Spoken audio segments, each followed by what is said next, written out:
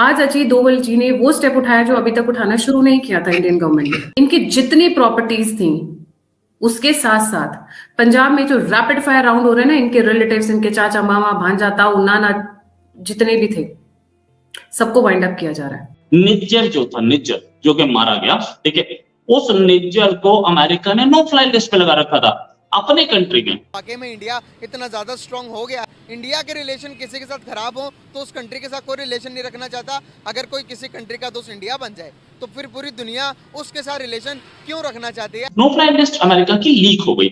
Leak क्या हुई? दूसरी कंट्रीज की, जो अमेरिका के खिलाफ जो कंट्रीज हैं, चाइना है, रशिया है, इन कंट्रीज की इंटेलिजेंस ने लीक की ये खबर कि निज्जर तुम इंडिया को प्रेशराइज कर रहे हो, आ जाओ हम तुम्हें बताते हैं। भारतीय प्रोफेसर कैनेडियन हुकूमत को एटम बॉम्ब की धमकी देने लगे। खुलेआम कनाडा पर एटमी हमले का ऐलान कर दिया। गया है कि कनाडा के ब्रिटिश कोलंबिया प्रांत के प्रमुख इलाके से उन होर्डिंग्स को हटाने के लिए कहा गया जो कनाडा यूएस सीमा के पास लगाई गई थी। ये रवैया भारत के, और याद रखना, हरदीप सिंह ने जो दीप अपने खून से जलाया है वो सूरज बनेगा। ऐसा नहीं कि कनाडा खुश है, कनाडा भी परेशान है इससे कि यार दो कौड़ी के लोग क्यों बोल रहे हैं, भाई हमारा फड्डा हम संभाल लेंगे। दो कौड़ी के लोग अपना मुंह खोल रहे हैं पाकिस्तानियों जैसे कि हम बताएंगे जी कनाडा हम तुम्हारी मदद करेंगे। मेरा जो न्यू दिल्ली है वो तो हम पहुंच गए चांद पे जी।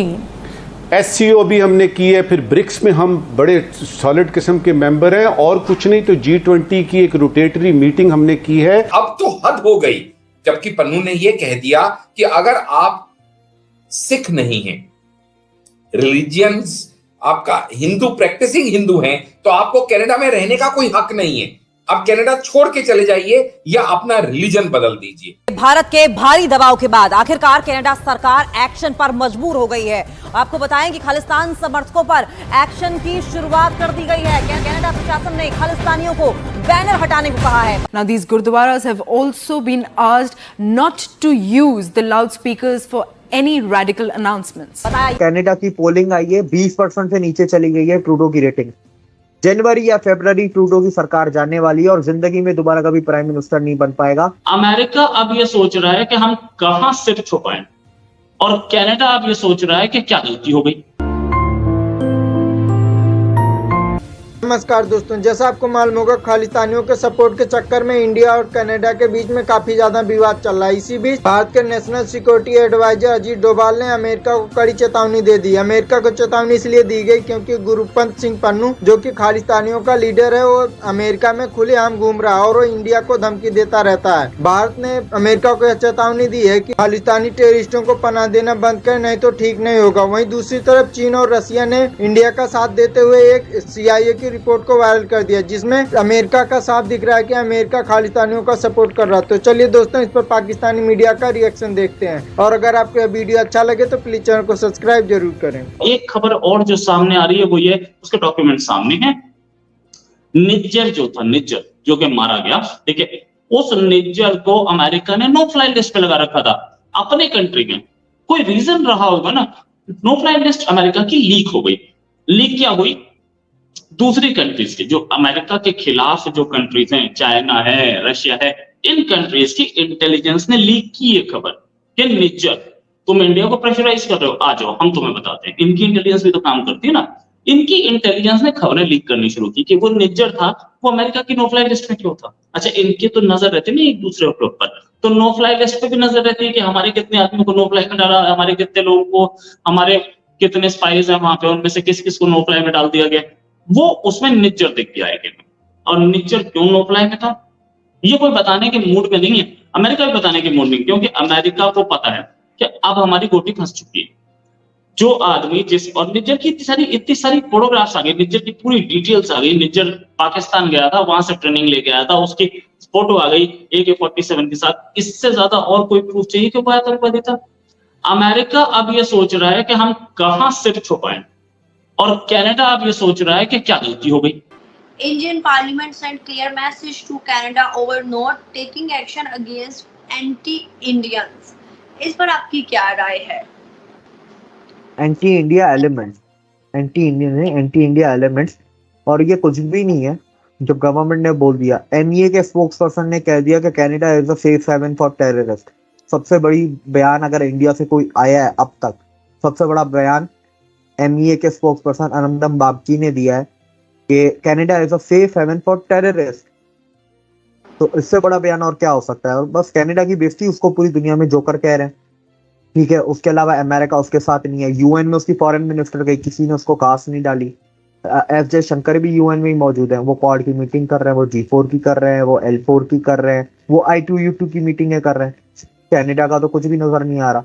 दुनिया कनाडा को बोल रही है भाई तुम सबूत दो कि इंडिया ने किया है, ठीक है। और दो बड़े बयान आए, एक जेक सलिवन का बयान आया जो कनाडा के NSA हैं। उन्होंने बोला कि अगर कनाडा सबूत देता है, ठीक है, तो फिर हम इंडिया के खिलाफ एक्शन लेंगे। इसका मतलब सीधा सा है कि कनाडा के पास कोई सबूत नहीं, पहली चीज। दूसरी चीज, यूएस के पेंटागन के एक फॉर्मर ऑफिसर हैं जो अब पेंटागन में काम नहीं करते, रिटायर्ड ऑफिसर हैं, बहुत बड़े लेवल पे रिटायर हुए। मैं उनका नाम भूल गया, मुझे अभी नाम याद नहीं है। उनकी वीडियोस ANI पे आ गई है, जो देखना चाहते हैं देख सकते हैं ANI पे जाके। उन्होंने बोला है कि अगर निज्जर प्लम्बर था तो ओसामा बिन लादेन इंजीनियर था, तो इसका मतलब हम दोनों को माफ कर दें। ये कनाडा ने जो प्रूफ दिए है ना, ये गूगल प्रूफ है। और गूगल प्रूफ मतलब ये बातें तो गूगल पे लिखती नहीं है। तुम कोई सॉलिड इंटेलिजेंस की रिपोर्ट दो कि इंडिया शामिल था, इंडिया के बंदे आए, उन्होंने मारा और वो ये कनाडा से चले गए। कोई फाइनेंशियल ट्रांजैक्शन दिखा दो, कोई इमिग्रेशन की कोई रिकॉर्ड दिखा दो, कुछ CCTV कुछ तो दिखाओ जिससे हम सपोर्ट कर सकें कनाडा को। ये हवा में बातें कर रहे हो तो इस तरह तो अल जवेरी भी तो डॉक्टर था, Osama bin Laden construction engineer था, और उसका वो तो बिलियनियर फैमिली का था। क्या माफ कर दें हम सबको। और उन्होंने तो कनाडा की पोलिंग आई है, 20% से नीचे चली गई है ट्रूडो की रेटिंग। जनवरी या फरवरी ट्रूडो की सरकार जाने वाली है और जिंदगी में दोबारा कभी प्राइम मिनिस्टर नहीं बन पाएगा। इंडिया के पास जितनी ताकत है वो G7 कंट्रीज की पॉलिटिक्स के अंदर जाके उनके पॉलिटिशियंस की सियासत को खत्म कर सकता है। मैं तो ये कहूंगा खालिस्तानी मूवमेंट और उनके सपोर्टर्स के ऊपर इस समय जो सर्जिकल स्ट्राइक शुरू हुई है पिछले 4 दिन से, क्योंकि जब से जून 18 से ये इन्होंने डिक्लेयर किया कि भी इंडियन एजेंट्स का हाथ है, ब्ला ब्ला ब्ला, उसके बाद से अगले दिन से इंडियन गवर्नमेंट एक्शन में आ गई है। जून 18 में डेथ होती है, सितंबर 18 में ये एलिगेशन लगाई जाती है, सितंबर 19 को ही कैनेडियन हाई कमीशन को कॉल कर लिया जाता है, सितंबर 20 को एडवाइजरी इशू कर दी जाती है, सितंबर 21 को वीजा सस्पेंड कर दिए जाते हैं, और आज सितंबर 23 को आप देख रहे हैं कि NIA का क्रैकडाउन शुरू हो गया है। ये जरूरी क्यों है आप समझिएगा गायत्री जी। कोई भी एक संगठन जो किसी देश को तोड़ने की वार्निंग देता है, दूसरा देश अगर उसको अपने यहाँ पे पनपने देता है, तो वो इर्रिस्पेक्टिव ऑफ कोई भी देश हो ये बर्दाश्त नहीं करेगा। और अब तो हद हो गई, जबकि पन्नू ने ये कह दिया कि अगर आप सिख नहीं हैं, रिलीजियंस आपका हिंदू, प्रैक्टिसिंग हिंदू हैं, तो आपको कनाडा में रहने का कोई हक नहीं है। आप कनाडा छोड़ के चले जाइए या अपना रिलीजन बदल दीजिए। That was little too much, stretching it too much. जिसके जवाब में अब फिर से एक और आज एक स्टेप उठाते हुए NIA ने क्रैकडाउन शुरू कर दिया, जैसे को तैसा देते हुए, भाई तू क्या करेगा, हमारे लोगों को यहां से भगाने की धमकी देगा, उनको बेघर करेगा, तो चल तेरे घर से ही शुरू करते। और NIA ने आज 2 बड़े स्टेप्स लेते हुए, जो जिसका आप नाम ले रहे थे पन्नू का, जो कि सिख फॉर जस्टिस एक बैंड ऑर्गेनाइजेशन का सरगना है, उसके सबसे पहले तो चंडीगढ़ और अमृतसर 2 लोकेशंस पे उसकी प्रॉपर्टीज को कन्फिस्केट कर लिया है।